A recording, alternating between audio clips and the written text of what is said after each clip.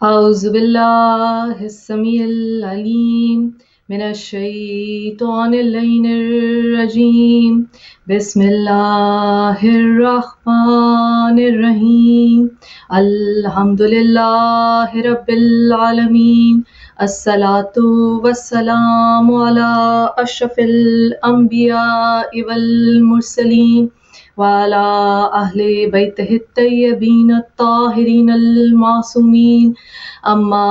بعد فقد قال الله تعالى في كتابه المبين وهو أصدق الصادقين بسم الله الرحمن الرحيم فاقم وجهك للدين حنيفا فطرة الله التي فطر الناس عليها لا تبديل لخلق الله ذلك الدين القيم ولكن أكثر الناس لا يعلمون صدق اللہ العلی العظیم۔ معزز ناظرین، پچھلی تقریر میں بھی ہم نے موضوع رکھا تھا اسلام دین فطرت، اور آج اسی سلسلے کی دوسری کڑی اللہ تعالیٰ سورہ روم 30واں سورہ قرآن حکیم کا 30th اور آیت کا نشان بھی 30 فاقم وجہک للدین حنیفا، کہ بے شک دیکھو یکسو ہو کر اپنا رخ اس دین کی سمت میں جما دو، قائم ہو جاؤ اس فطرت پر جس پر اللہ تعالیٰ نے انسان کو پیدا کیا، اور کہا فطرت اللہ التی فطر الناس علیہا، اور کہا لا تبدیل لخلق اللہ، کہ بے شک اللہ کی بنائی ہوئی خلقت، تخلیق، ساخت تبدیل نہیں کی جا سکتی، اس میں کوئی تفاوت نہیں، اس میں کوئی تبدیلی نہیں۔ کہا ذالک الدین القیم، کہ بے شک یہی درست راست دین ہے۔ پھر کہا اکثر الناس لا یعلمون، مگر اکثریت انسانوں کی ایسی ہے کہ جو نہیں جانتے۔ معزز ناظرین، اس آیہ مبارکہ اور قرآن حکیم کی بہت سی آیات، ائمہ طاہرین کے بہت سے اقوال، رسول اکرم صلی اللہ علیہ وآلہ وسلم کی بہت سی احادیث، حتیٰ کہ قرآن حکیم نے خود کہا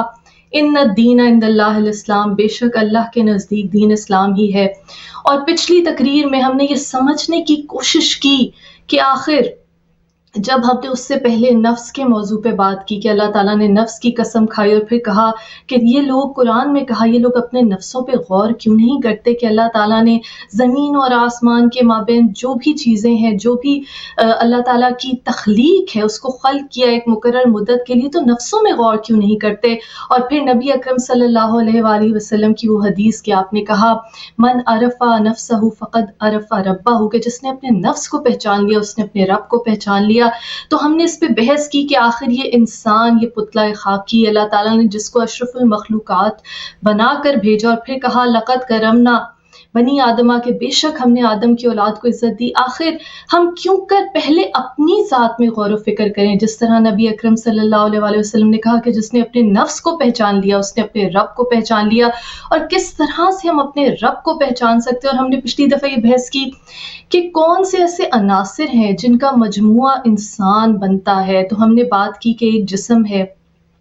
ہم نے بات کی ایک نفس ہے، ہم نے بات کی ایک روح ہے، ایک عقل ہے، اور یہ تمام عناصر مل کے ایک انسان کو بناتے ہیں۔ اور پھر ہم نے یہ بات کی کہ کس طرح سے عقل کی معراج کیا ہے، اطاعت خداوندی، اور علم، عقل کی معراج علم ہے۔ پھر ہم نے بات کی مولائے کائنات خطیب منبر سلونی مولا علی علیہ السلام نے فرمایا کس طرح کہ جسم بدن کو پانی پاک کرتا ہے، آنسو نفس کو پاک کرتے ہیں، اور روح کو عشق پاک کرتا ہے۔ اور ہم نے یہ بات کی کہ جس طرح جو جسم ہے وہ انسانی فطرت کا آئینہ دار ہے، کہ جس طرح جب بچہ دنیا میں آتا ہے وہ روتا ہے، اور جب سے انسان کی تخلیق ہوئی، جب سے انسان دنیا میں پیدا ہونا شروع ہوا، بچہ ہمیشہ پیدائش کے بعد روتا ہے۔ تو یہ انسانی فطرت ہے، سونا، کھانا پینا، تکلیف محسوس کرنا، یہ انسانی فطرت ہے۔ پھر ہم نے بات کی کہ کچھ نفس کے کیا عوامل ہیں، نفس کی حالتیں۔ اللہ تعالیٰ نے سورہ شمس میں قسم کھائی وَنَفْسٍ وَمَا سَوَّاهَا کہ ہم نے نفس کو بہترین بنایا، متوازن بنایا، فَأَلْهَمَهَا فُجُورَهَا وَتَقْوَاهَا کہ ہم نے اس کو فجور کی صلاحیت بھی رکھ دی، ہم نے اس میں تقویٰ کی صلاحیت بھی رکھ دی۔ اور پھر اللہ تعالیٰ نے کہا قد افلح من زکاها وقد خاب من دساها کہ فلاح پا گیا وہ کہ جس نے اپنے نفس کا تزکیہ کیا، اور برباد ہو گیا وہ جس نے اسے گناہوں میں آلودہ کیا۔ اور ہم نے کہا کہ نفسانی خواہشات کی طرف جو آمادہ کرتا ہے نفس، اس کو ہم نفس امارہ کہتے ہیں، جس کے بارے میں حضرت یوسف علیہ السلام نے بھی کہا کہ اے اللہ وما ابری نفسی کہ میں اپنی نفس کی برت کا اعلان نہیں کر سکتا، تو ہی رحم کرنے والا ہے، تو ہی مجھے اس کے شر سے بچا۔ اور پھر وہ نفس لوامہ ہے کہ جو انسان کو برائی پہ ملامت کرتا ہے، اللہ تعالیٰ نے جو اپنی حجت رکھی۔ اور پھر ہم نے یہ ذکر بھی کیا کہ کس طرح بی بی فاطمہ زہرا سلام اللہ علیہ نے خطبہ فدق میں ایک مرتبہ ارشاد فرمایا تھا کہ اس پروردگار نے توحید کے شعور کو انسان کے قلب میں اتارا، اور جب ہم قلب کی بات کرتے ہیں تو ہم سکون قلب کی بات کرتے ہیں، ہم اس پروردگار کی بات کرتے ہیں جس نے کہا یا من اسمہ دوا ومن ذکرہ شفا کہ بے شک اس کا نام گرامی، اس کا اسم جو ہے وہ انسان کے لیے دوا ہے، انسان کے لیے شفا ہے، اس کا ذکر۔ اللہ تعالیٰ نے قرآن حکیم میں پھر کہا کہ بے شک اللہ تعالیٰ کی یاد سے دل آرام پاتے ہیں۔ تو عزیزان گرامی، سمجھنے کی ضرورت ہے، ہم سب کو غور و فکر کرنے کی ضرورت ہے، اور آج کی نشست میں اور آئندہ آنے والی نشستوں میں بھی میری کوشش یہی ہے، میری دعا یہی ہے کہ جب ہم اس دنیا کی مادی چیزوں کے لیے، اسباب کے حصول کے لیے، ریسورسز کے لیے، چاہے وہ رزق ہو، چاہے وہ اولاد ہو، چاہے وہ وسائل ہوں، چاہے وہ طاقت ہو، چاہے وہ اتنی توفیق ہو کہ ہم ضرورت مندوں کی ضرورت پوری کر سکیں، جب ہم دنیاوی اسباب کے لیے اللہ تعالیٰ سے دعا گو رہتے ہیں تو ایک مسلمان ہونے کی حیثیت سے، اس نبی اکرم صلی اللہ علیہ وآلہ وسلم کی امت ہونے کی حیثیت سے کہ جنہوں نے خود اعلان کیا کہ انما بعثت معلما کہ بے شک مجھے معلم بنا کر بھیجا گیا، بے شک مجھے استاد بنا کر بھیجا گیا، اور نبی اکرم صلی اللہ علیہ وآلہ وسلم نے کہا کہ بے شک ماں کی گود سے لے کر گور تک، قبر تک علم حاصل کرو۔ اور قرآن حکیم میں کتنی مرتبہ کہا گیا کہ بے شک ہر مسلمان مرد اور عورت پہ علم کا حصول فرض ہے، اور بارہا کہا تم قرآن میں تدبر کیوں نہیں کرتے، تم قرآن میں تفکر کیوں نہیں کرتے، کیا تمہارے دلوں پر قفل چڑھے ہوئے ہیں؟ جب ہم ان مبارک ایام کی بات کرتے ہیں، جس طرح ماہ رمضان ہے، جس طرح ہم بات کرتے ہیں کہ ہم کسی بھی ائمہ طاہرین علیہ السلام کی ولادت و ظہور کے ایام، امام حسن علیہ السلام کی ولادت و ظہور کا یوم گزرا ہے، تو اس مناسبت سے میں کچھ اقوال امام حسن علیہ السلام، حسن مجتبیٰ سبز قبا علیہ السلام کے کچھ اقوال بھی آپ کی خدمت میں ضرور پیش کروں گی اس تقریر کے آخر میں۔ لیکن مدعا یہ ہے کہ جب ہم دنیاوی اسباب کے لیے دعا گو رہتے ہیں، کوششیں کرتے ہیں، ہر انسان چاہتا ہے کہ اسے عافیت کی زندگی نصیب ہو، اسے خوف سے امن ملے، اسے بھوک سے امن ملے، اس کے پاس ایک آرام دہ گھر ہو، وہ اپنی اولاد کی افزائش کر سکے، تو پھر لمحہ فکریہ یہ ہے کہ ایک مسلمان ہونے کی حیثیت سے آخر ہم رب زدنی علما، اپنے علم میں اضافے کی دعا کیوں نہیں کرتے؟ اور اس میں ہر سننے والے، ہر معزز ناظر سے میں اس وقت مخاطب ہوں، مرد خواتین چاہے عمر کے کسی بھی حصے سے تعلق رکھتے ہوں، کہ جب ہم ان اہل بیت علیہ السلام کے در پہ کھڑے ہو کے در زہرا سے بھیک مانگتے ہیں، فاطمہ زہرا سلام اللہ علیہ، اللہم صلی علی محمد وآل محمد، وہ بیوی کہ جب کوئی سائل آتا ہے تو اپنی چادر تک بیچنے کے لیے حضرت سلمان فارسی کو دے دیتی ہیں کہ سائل کی ضرورت پوری کی جائے۔ ایک روایت میں ہے کہ اپنے گلے کا ہار اتار کے بیچنے کے لیے دے دیتی ہیں کہ سائل کی ضرورت پوری کی جائے۔ قرآن حکیم میں خود گواہی دی وَمَا أَنفَقْتُم مِّن نَفَقَةٍ أَوْ نَذَرْتُم مِّن نَذْرٍ وَإِنَّ اللَّهَ يَعْلَمُهُ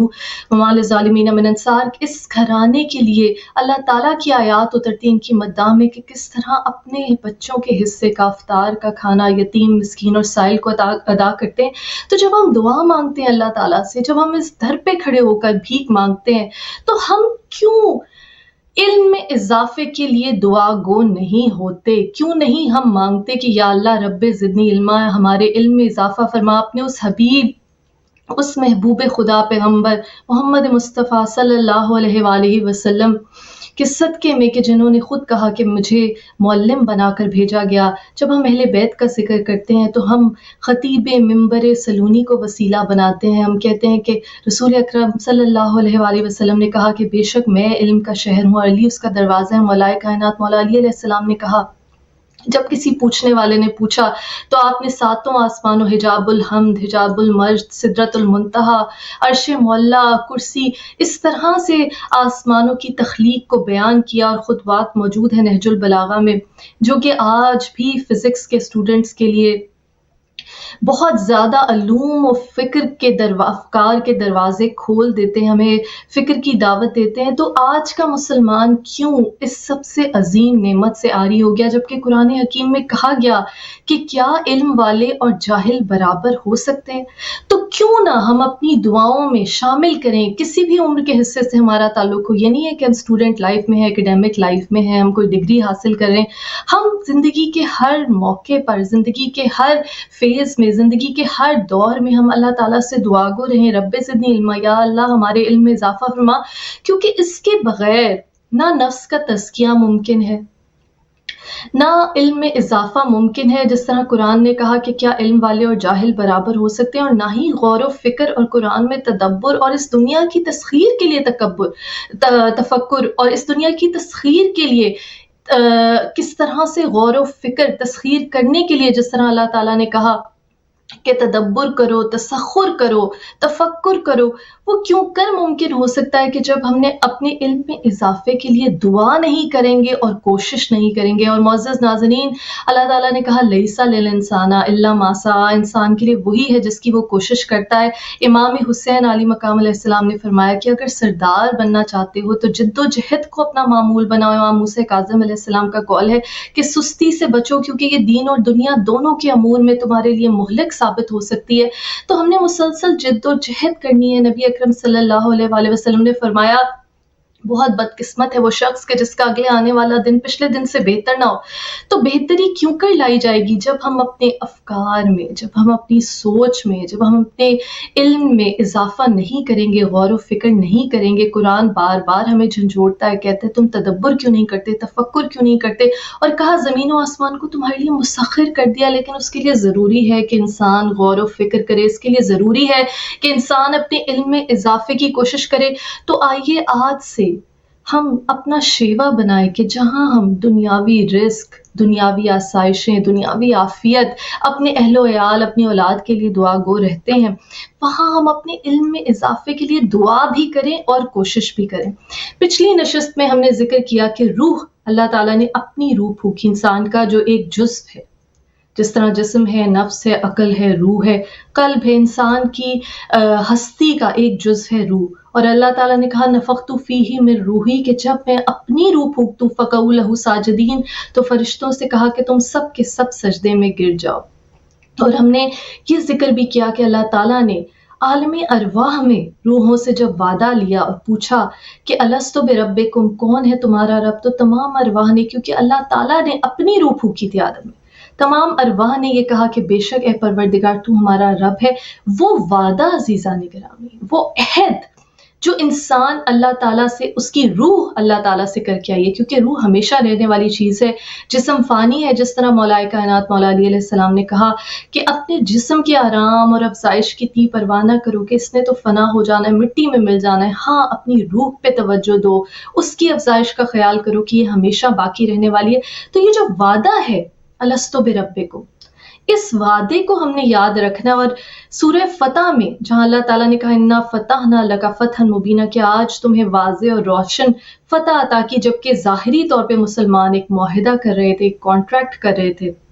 بیک فٹ پہ. ظاہری علم کے، ظاہری دیکھنے والی آنکھ یہ سمجھتی تھی کہ شاید سمجھوتے کا معاہدہ ہے. نعوذ باللہ کچھ صحابہ نے خود لکھا کہ اتنا شک ہمیں نعوذ باللہ رسول کی رسالت میں کبھی نہیں ہوا، لیکن قرآن کیا کہتا ہے کہ واضح اور روشن مبین فتح عطا کی. اور اس وقت آپ جانتے ہیں کہ مولا کائنات مولا علی علیہ السلام نے جب محمد رسول اللہ لکھا تو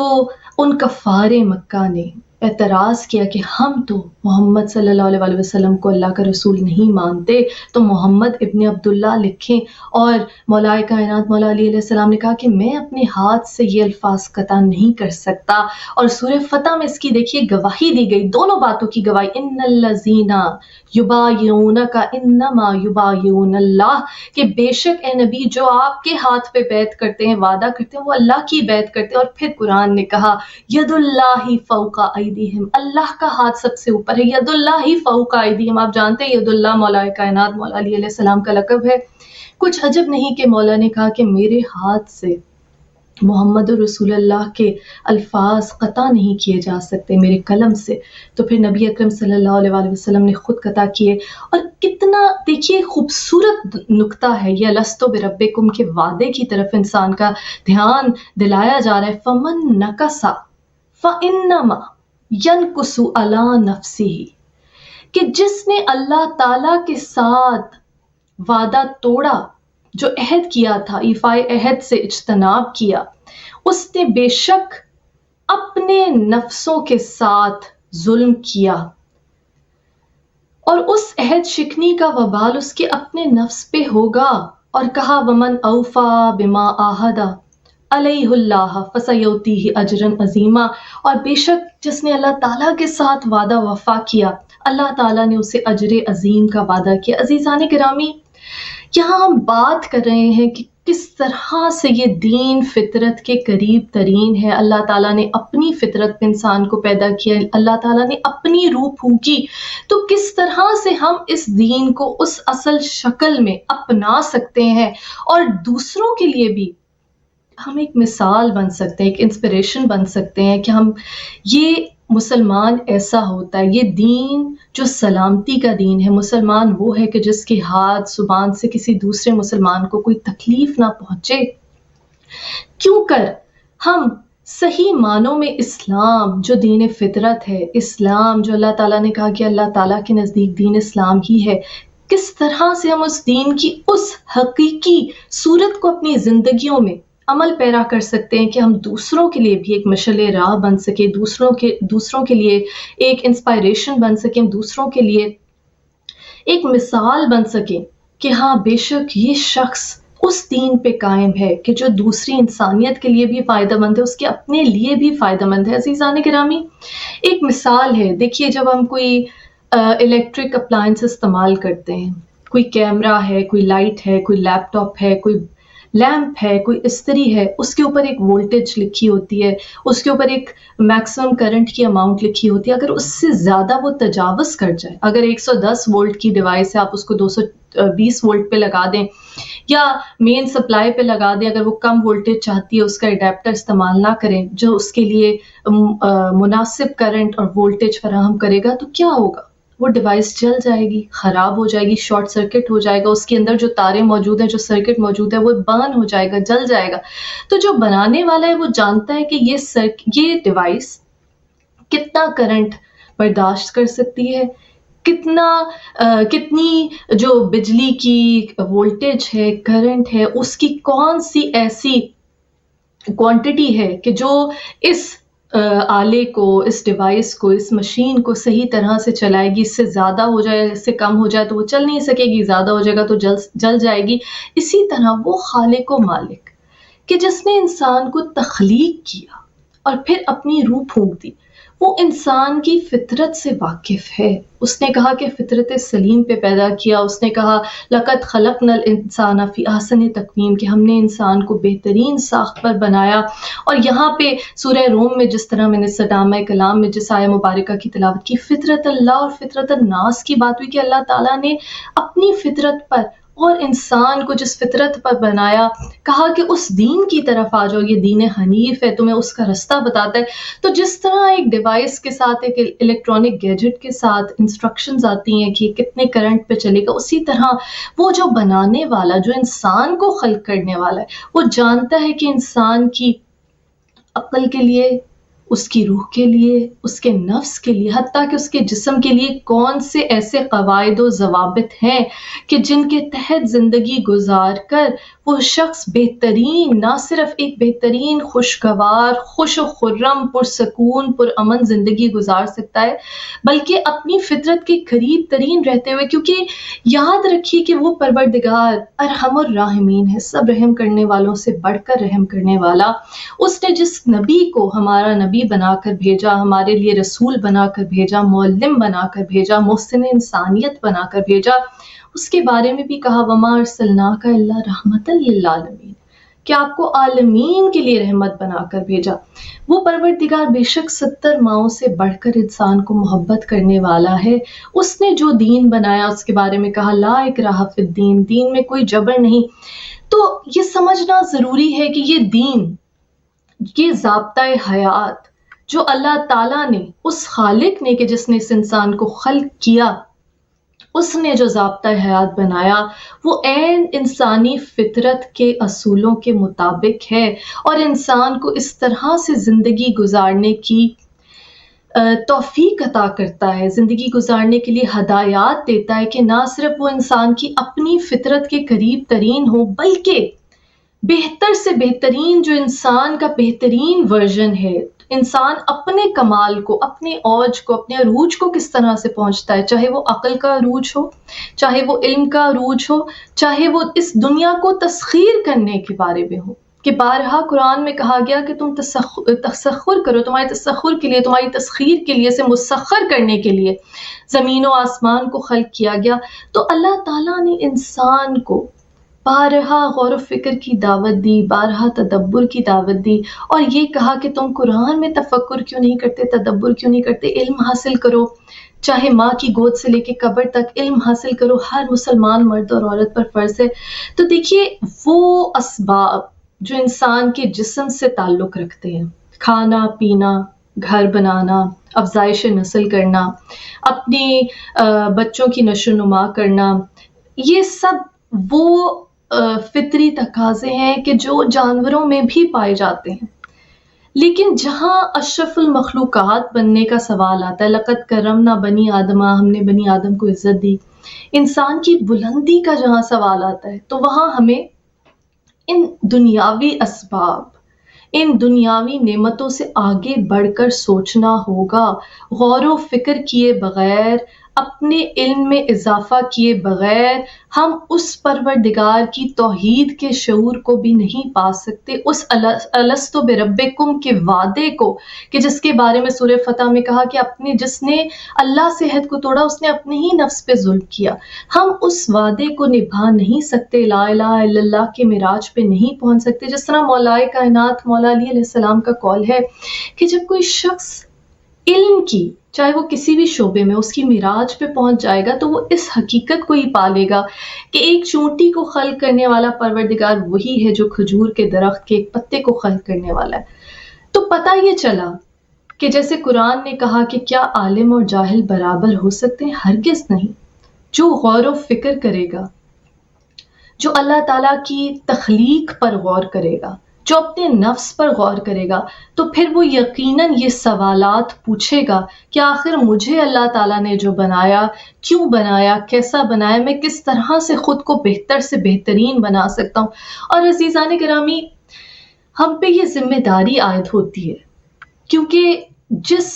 پیغمبر اکرم، جس نبی اکرم، جس حبیب خدا، جس معلم اعظم محمد مصطفیٰ صلی اللہ علیہ وآلہ وسلم کو اللہ تعالیٰ نے ہمارے لیے رحمت بنا کر بھیجا، انہوں نے خود کہا انما بعثت معلما، کہ مجھے استاد بنا کر بھیجا گیا، انہوں نے خود کہا کہ علم حاصل کرو ماں کی گود سے لے کر قبر تک، کہا کہ علم حاصل کرو خواہ تمہیں چین جانا پڑے۔ عزیزان گرامی، ہم پہ ذمہ داری عائد ہوتی ہے کہ ہم اپنے علم میں اضافہ کریں تاکہ ہماری عقل جو ہے وہ عقل سلیم کے درجے پر پہنچ سکے۔ یہ جاننا، یہ ماننا بھی ہمارے لیے بہت ضروری ہے کہ اللہ تعالیٰ نے اس دین میں جو حلال اور حرام رکھی، جس چیز کی ترغیب دی، جس چیز سے منع کیا، وہ تمام کے تمام اصول، وہ تمام کے تمام قواعد، وہ تمام کے تمام ضابطۂ حیات انسان کی اپنی فلاح و بہبود کے لیے ہیں، کیونکہ اللہ تعالیٰ چاہتا ہے کہ انسان بہتر سے بہترین اس زندگی میں بھی اور اخروی زندگی میں بھی۔ تو عزیزان گرامی، جب ہم ایمان کی بات کرتے ہیں، لمحہ فکریہ یہ ہے کہ ہم نے دین کو صرف ریچولز تک محدود کر دیا، ہم نے دین کو اتنا مشکل بنا دیا جس کی وجہ سے ہمارے آنے والی نسلیں اور وہ لوگ جو اس دنیا میں کامیابی حاصل کرنا چاہتے ہیں، وہ سمجھتے ہیں کہ شاید یہ دین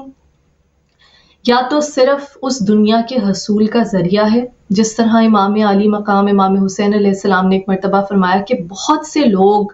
اس دین کو صرف دنیا کے حصول کے لیے استعمال کرتے ہیں، اور جب ضرورت پڑتی ہے تو دین کا لبادہ پہن لیتے ہیں اور پھر اس کو اتار کر پھینک دیتے ہیں۔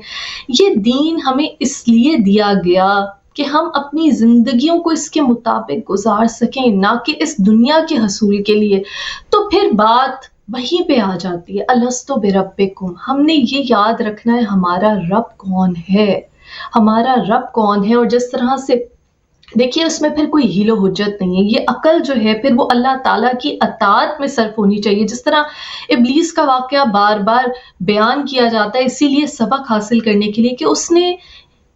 کئی ہزار سال، کئی روایات میں 20,000 سال، کئی روایات میں 40,000 سال تک اللہ تعالیٰ کی عبادت کی، اور جب اللہ تعالیٰ نے کہا کہ آدم نفخت فیہ میں روحی، کہ میں اس ابن تراب میں، اس مٹی کے پتلے میں اپنی روح پھونک دوں، فقعوا لہ ساجدین، فوراً سجدے میں گر جاؤ۔ تو سب سجدے میں گر گئے الا ابلیس، سوائے ابلیس کے۔ اور اس نے کیا اعتراض کیا کہ اے اللہ، میں تیری عبادت کر سکتا ہوں، تیرے سامنے سجدہ ریز ہو سکتا ہوں، لیکن ابلیس کے سامنے، لیکن آدم کے سامنے نہیں، کیونکہ یہ مٹی سے بنے، میں آگ سے بنا ہوں، میں افضل ہوں۔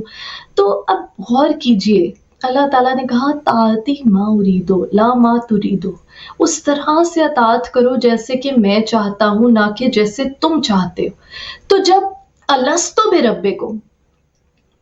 یہ ماننا ضروری ہے کہ رب صرف پروردگار ہے، لا الہ الا اللہ، اس کے سوا کوئی معبود نہیں، تو پھر اپنی ذات کو بیچ میں سے نکالنا ہوگا۔ جہاں ابلیس نے یہ سوچا کہ میری ذات، میں بہتر ہوں، میں افضل ہوں، تو یہ تکبر ہم نے اپنے دل سے نکالنا ہے۔ بی بی فاطمہ زہرا سلام اللہ علیہ نے کہا کہ تکبر کی گندگی، غلاظت کو تمہارے دل سے دور کرنے کے لیے نماز تم پہ فرض کی گئی۔ رسول اکرم صلی اللہ علیہ وسلم نے کہا کہ جس کے دل میں رائی کے دانے کے برابر بھی تکبر ہوگا، وہ جنت میں داخل نہیں ہوگا۔ تو اپنی ذات کے بت کو سب سے پہلے توڑنا ہے، سر تسلیم خم کرنا ہے اس خالق کے سامنے، اس چیز پر ایمان، اس نظریے پہ ایمان، عقیدہ ہونا چاہیے مضبوط، مستحکم، کہ بے شک خلق کرنے والا وہی ہے، رب وہی ہے، پروردگار وہی، ہماری اگلی سانس بھی ہمارے اپنے اختیار میں نہیں۔ ہم اپنے نفس کی برحت کا بھی اعلان نہیں کر سکتے، جس طرح حضرت یوسف علیہ السلام نے کہا ہاں وہ رحم کرنے والا ہے۔ تو جب ہم نے قبلہ و کعبہ، مرہون منت، منتہائے مقصد اس پروردگار کی ذات کو بنا لیا، تو پھر علم کا حصول اس لیے کہ اس پروردگار نے حکم دیا، جستجو اس لیے کہ اس پروردگار نے حکم دیا، اس کائنات کی تسخیر کا ارادہ کیا تو اس لیے کہ اس پروردگار نے حکم دیا۔ لیکن یاد رکھیے کہ کہیں بھی اپنی ذات کا بت نہ تراش لیجئے۔ حق پرستی اور خود پرستی کو جدا جدا کرنا بہت ضروری ہے، اور یہی سبق ہمیں درسگاہ کربلا سے ملتا ہے، یہی سبق ہمیں درسگاہ کربلا سے ملتا ہے، جو عظیم ترین درسگاہ ہے۔ جس طرح میں نے پہلے بہت مرتبہ ذکر کیا کہ جب امام حسین علیہ السلام کربلا میں پہنچے تو جب آپ کسی نے پوچھا کیا جگہ ہے تو آپ نے کہا یہ عاشقان خدا کی قتل گاہ ہے۔ عزیزان گرامی، جس طرح شاعر نے کہا،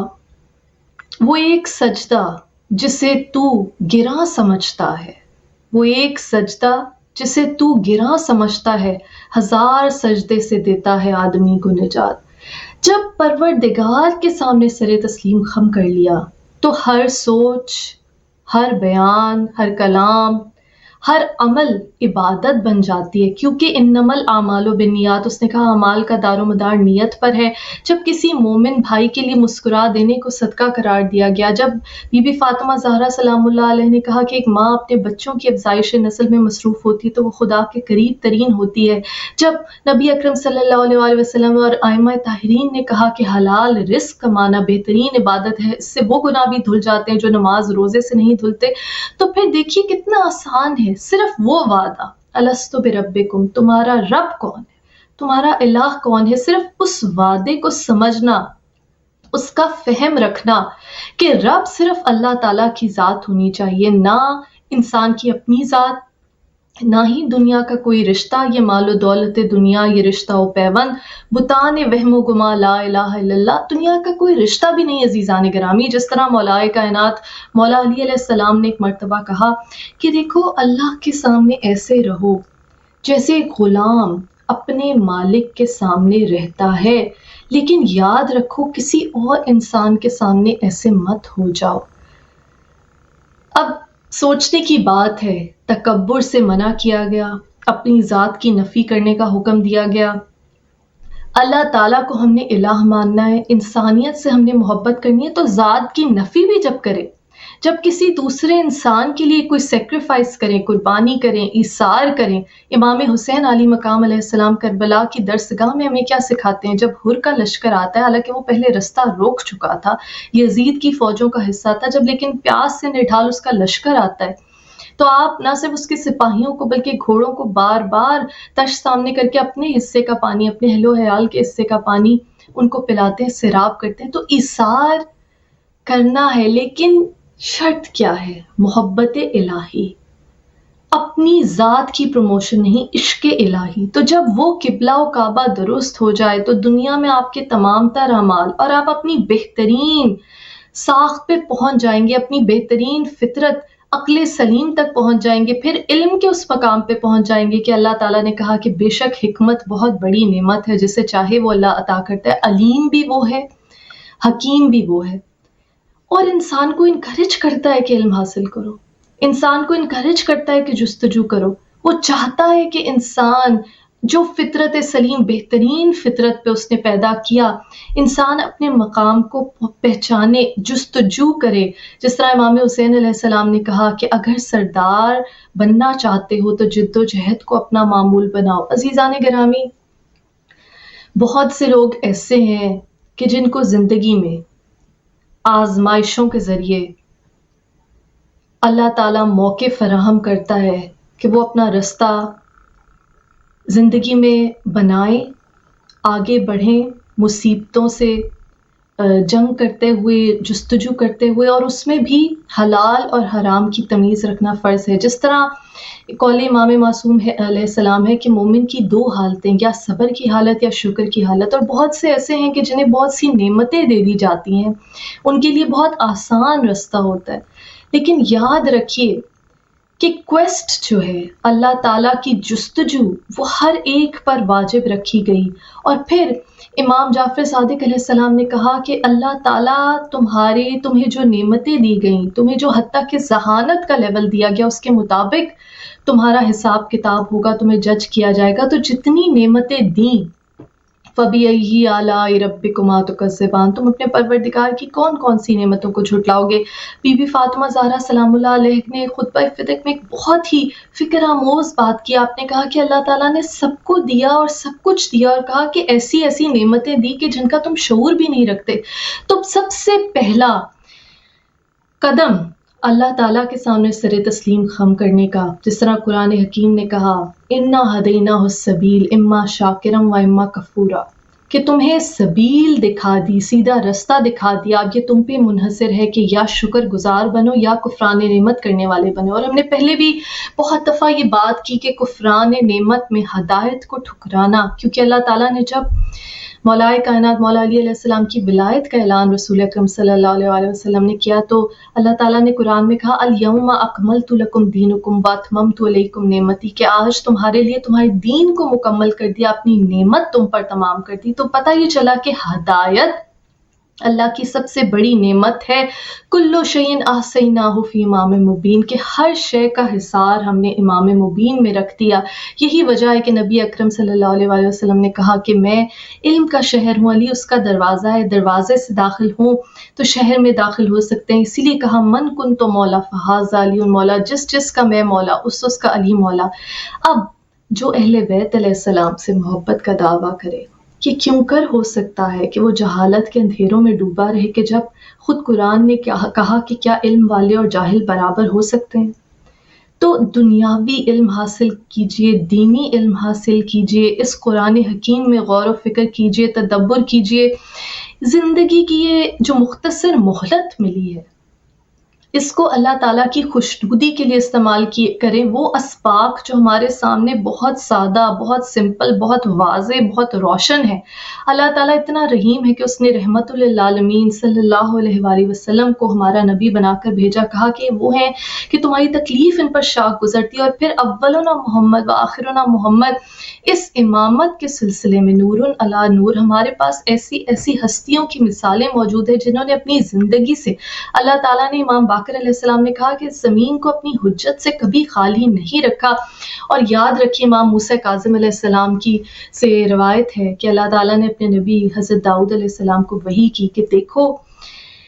اللہ تعالیٰ کی طرف جستجو کے لیے،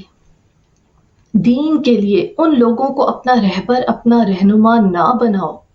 جو دنیا کی طلب رکھتے ہو، دنیا کے خواہش مند ہو، کہ یہ لوگ تمہارے لیے ڈاکو اور رہزن ہیں۔ تو یاد رکھیے کہ یہ نام نہاد وہ علماء کہ جو دنیا پرست ہیں، کہ جو اپنی ذات کی پرستش کرتے ہیں، جو چاہتے ہیں کہ اپنی ذات کو پروجیکٹ کریں، پروموٹ کریں، دنیاوی مال اکٹھا کریں، انہوں نے اس دین کی شکل کو اس طرح سے مس کر دیا کہ عام انسان کے لیے اس کو مشکل ترین بنا دیا۔ حالانکہ ذرا غور کیجئے کہ اس زمانہ جاہلیت میں کہ جب نبی اکرم صلی اللہ علیہ وآلہ وسلم کے نور نے اس دنیا کو منور فرمایا، تو کس طرح وہ لوگ جو مختلف بتوں کو پوجتے تھے، کوئی آتش پرست تھے، اپنے باپ داداؤں کے مذہب پہ قائم تھے، جو انسانیت کو کچھ بھی نہیں سمجھتے تھے، جن کے لیے حیوانیت اور انسانیت کا فرق مٹ چکا تھا، اپنی نومولود بیٹیوں کو زمین میں زندہ درگور کر دیتے تھے، کبھی پانی پینے پلانے پہ جھگڑا، کبھی گھوڑا آگے بڑھانے پہ جھگڑا۔ اس زمانہ جاہلیت میں جب اللہ تعالیٰ کی توحید کا پیغام اس صادق اور امین لسان مبارک سے جاری ہوا، قولوا لا الہ الا اللہ، تو کتنے ہی لوگ تھے جو اس الستو بربکم کے وعدے کو یاد کرتے ہوئے، لبیک کہتے ہوئے دارِ اسلام میں داخل ہوئے۔ نبی اکرم صلی اللہ علیہ وآلہ وسلم کے اخلاق، آپ کے کردار، آپ کے صدق اور امانت سے متاثر ہو کر یہ دین فطرت ہے۔ اور پھر ہمیں ائمہ طاہرین علیہ السلام کی زندگیوں میں ایک اسوہ حسنہ، حیات طیبہ، مثال حیات ملتی ہے۔ اور پھر اولیاء کرام نے کس طرح سے تنہا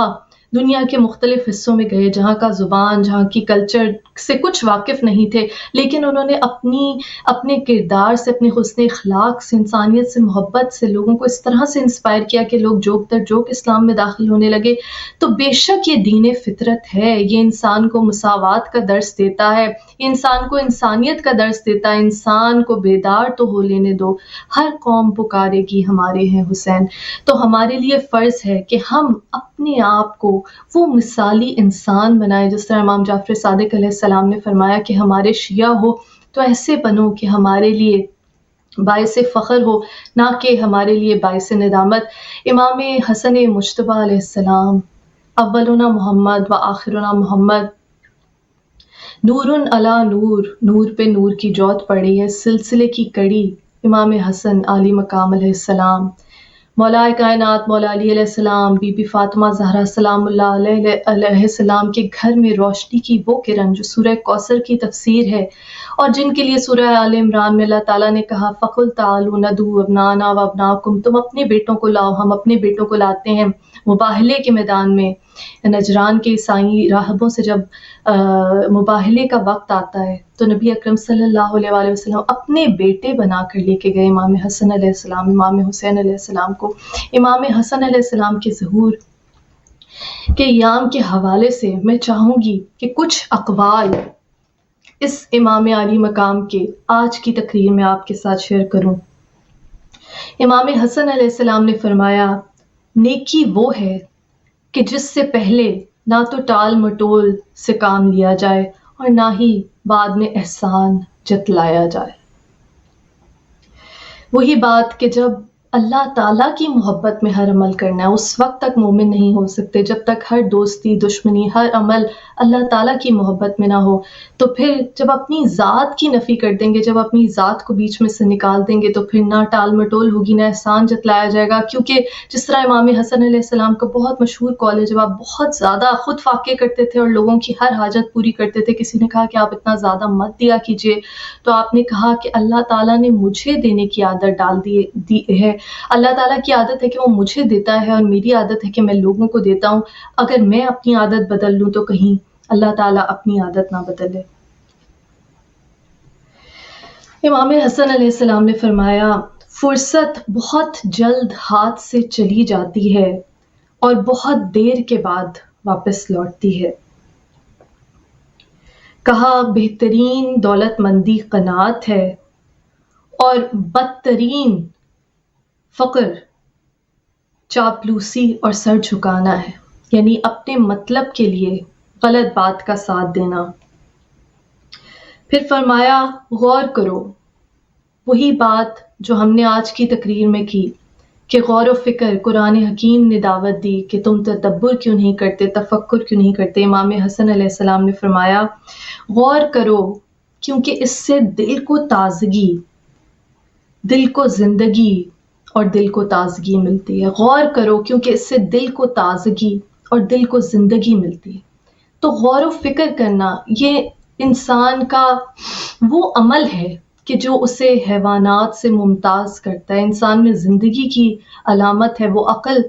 وہ روح جو اللہ تعالیٰ نے اپنی روح پھونکی، اور وہ فطرت جس پہ اللہ تعالیٰ نے انسان کو پیدا کیا۔ تو غور کرنا، غور و فکر کرنا ضروری ہے تاکہ انسان اپنے بہترین مقاصد کو حاصل کر سکے، دوسروں کے لیے اس طرح کی زندگی گزار سکے جس طرح مولا علی علیہ السلام نے کہا کہ جب تم زندہ رہو تو لوگ تم سے ملنے کے مشتاق رہیں، اور جب اس دنیا سے چلے جاؤ تو تمہارے لیے غمزدہ ہوں، تمہارے فراق میں غمزدہ ہوں۔ اور امام حسن علیہ السلام کا ایک اور قول، لوگوں سے ویسے دوستی کرو جیسے کہ تم چاہتے ہو کہ وہ تمہارے ساتھ کریں۔ لوگوں سے ویسے دوستی کرو جیسے کہ تم چاہتے ہو کہ وہ تمہارے ساتھ کریں۔ عزیزان گرامی، یاد رکھیے کہ یہ تمام اسباق لا الہ الا اللہ کی طرف لے کے جاتے ہیں، اپنی ذات کی نفی کرنی ہے۔ جس طرح مولا کائنات مولا علی علیہ السلام کا قول ہے کہ کسی سے بدگمانی رکھتے ہو، اگر کسی مومن سے بدگمانی رکھتے ہو تو اس سے پھر کسی اچھے کی توقع نہ کرو، تو اپنے دل کو صاف رکھنا ہے، اچھے کی امید رکھنی ہے، اور ہمیشہ دوسرے انسان سے ویسا سلوک کریں۔ اگر آپ کسی کی دوستی کے خواہاں ہیں، خواہش مند ہے، تو پھر آپ خود وہ سلوک کریں جو آپ چاہتے ہیں کہ آپ سے روا رکھا جائے۔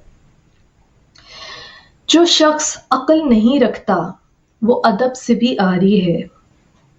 امام حسن علیہ السلام نے فرمایا جو شخص عقل نہیں رکھتا وہ ادب سے بھی عاری ہے، اور جو ہمت نہیں رکھتا وہ جواں مرد نہیں، اور جو دین نہیں رکھتا وہ شرم نہیں رکھتا۔ یہ وہی حیا ہے کہ جو اللہ تعالیٰ کی ناراضگی کا خوف، اللہ تعالیٰ کی محبت انسان کے دل میں ہوتی ہے۔ جس طرح نبی اکرم صلی اللہ علیہ وآلہ وسلم نے فرمایا تھا کہ جب حیا کھو دو تو جو چاہے کرو۔ تو یہ دین، یہ ضابطۂ حیات انسان کو بہترین عزت دار مقام پہ رکھنے کے لیے بھیجا گیا۔ لقد کرمنا بنی آدم،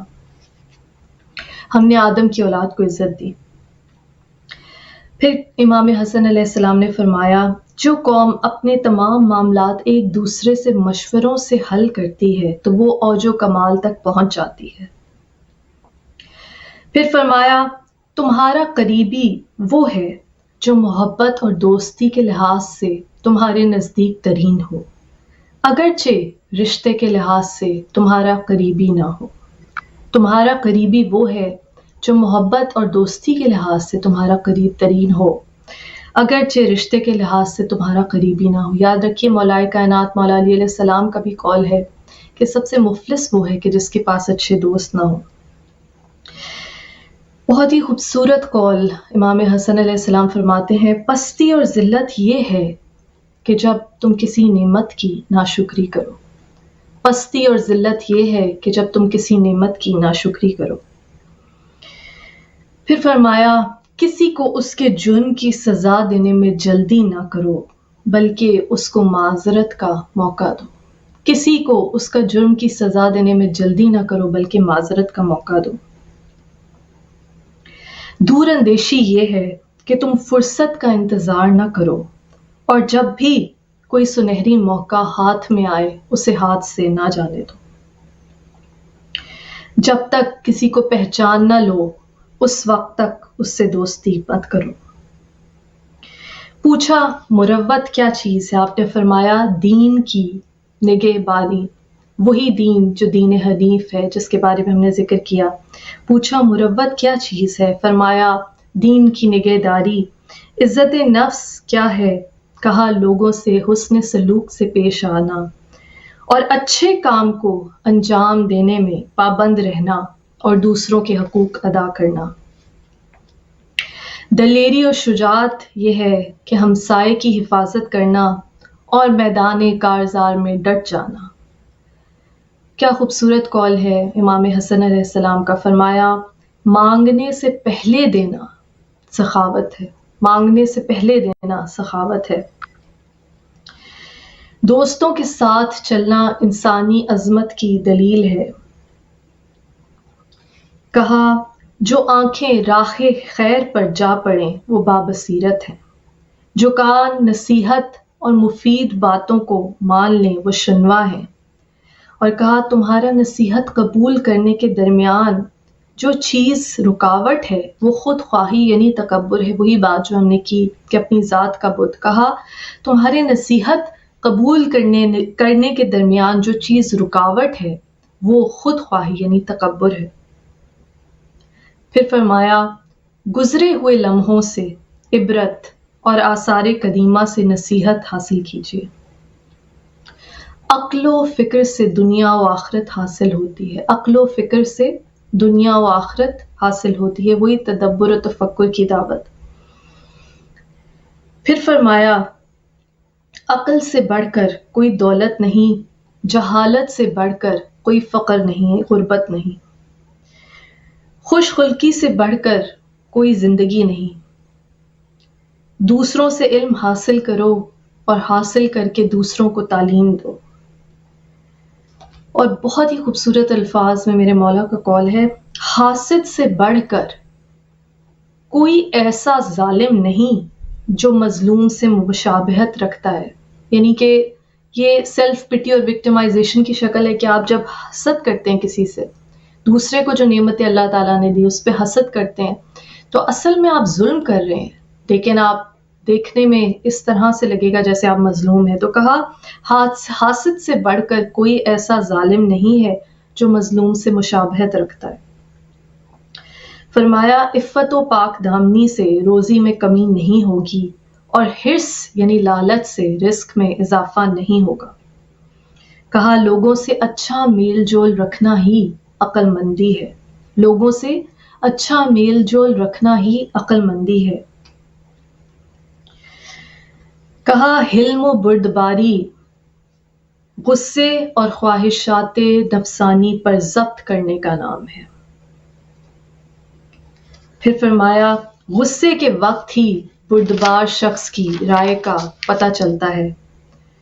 اور فرمایا جب مستحب واجب پر اثر انداز ہو تو اسے چھوڑ دو اور واجب کو بجا لاؤ۔ بے وقوف اور احمق وہ شخص ہے جو اپنا مال بیجا خرچ کرے، اپنی آبرو اور عزت کی حفاظت میں سستی برتے اور جب اس پر ظلم کیا جائے تو خاموش رہے۔ مومن زندگی سے فائدہ حاصل کرتا ہے اور کافر مختصر سی لذت پر خوش رہتا ہے۔ 3 چیزوں میں لوگوں کی ہلاکت ہے، تکبر، حرص اور حسد۔ اور کشادہ دلی کا مقصد یہ ہے کہ انسان ہر حالت میں یعنی غربت میں ہو یا ثروت میں راہ خدا میں خرچ کرے۔ یا اللہ امام حسن علیہ السلام سبز قبا کے صدقے میں آج کی نشست میں جو ناظرین شامل ہیں، جو سن رہے ہیں، جو دیکھ رہے ہیں، ان کی تمام دلی حاجات اپنی بارگاہ میں قبول و منظور فرما، بے شک تو علیم بذات الصدور ہے، دلوں کے حال جاننے والا ہے۔ یا اللہ اپنے حبیب محمد مصطفیٰ صلی اللہ علیہ وآلہ وسلم اور آپ کی آل کے صدقے میں ہمارے تمام کبیرہ اور صغیرہ گناہوں کو بخش دے۔ یا اللہ جنہیں تو نے معلم بنا کر بھیجا، رحمت للعالمین بنا کر بھیجا، ان کے صدقے میں رب زدنی علما، یا اللہ ہم سب کے علم میں اضافہ فرما۔ یا اللہ جو رزق کے خواہاں ہیں پاک و طیب رزق عطا فرما۔ تو نے کہا جو شہید ہیں انہیں مردہ نہ سمجھو، وہ اللہ کے پاس سے رزق پاتے ہیں، اس رزق حسن کے صدقے میں ہمیں پاک و طیب رزق عطا فرما۔ یا اللہ ہمارے لیے زندگی میں، اس دنیا میں، آخرت میں آسانیاں پیدا فرما۔ یا اللہ جو طالب علم اس وقت امتحانات دے رہے ہیں، خطیب منبر سلونی باب مدینۃ العلم کے صدقے میں انہیں علم کے میدان میں کامیاب و کامران فرما۔ یا اللہ ہمیں کوئی غم نہ دے سوائے غم حسین کے، شبیر کا غم بانٹ رہا ہے تو ادھر دے۔ جو بیمار ہیں بیمار کربلا کے صدقے میں انہیں شفائے کلی نصیب فرما۔ یا اللہ جو بے گناہ قید ہیں، جناب سکینہ علیہ السلام، بی بی زینب علیہ السلام کی زندان کی قید کا واسطہ، انہیں جلد از جلد رہائی کی نوید سنا۔ یا اللہ ہمارے علم میں اضافہ فرما۔ وما علینا الا البلاء، لعنت اللہ علی قوم الظالمین، اللہم صلی علی محمد وآل محمد۔ اجل